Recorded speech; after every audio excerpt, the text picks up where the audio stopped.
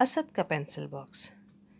اسد ایک شریر بچہ بے حد شرارتی تھا، گھر والے تنگ اس سے، ہر ایک کی جنگ اس سے، ہر شے کو توڑتا تھا، ہر چیز پھینکتا تھا، گم کرتا شارپنر کو اور توڑتا ربر کو۔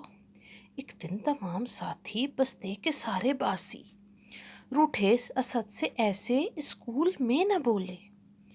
گھبرا گیا اسد بھی جب بات ایسی بگڑی، گھبرا کے جب وہ رویا امی نے آ کے دیکھا، پھر پیار سے اٹھایا اور کہہ کے یہ جگایا، اسکول جاؤ بیٹا۔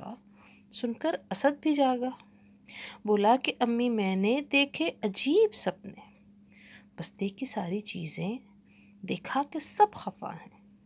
امی یہ بولی سن کے، سچے تھے سارے سپنے، جن کو ستاؤ گے تم، جن کو رلاؤ گے تم، روٹھیں گے تم سے وہ بھی، ہوگا ہمیشہ یوں ہی۔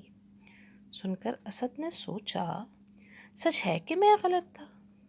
پینسل کا باکس کھولا، دھیرے سے مسکرایا، ایسا لگا اسے بھی اب دوستی ہے پکی۔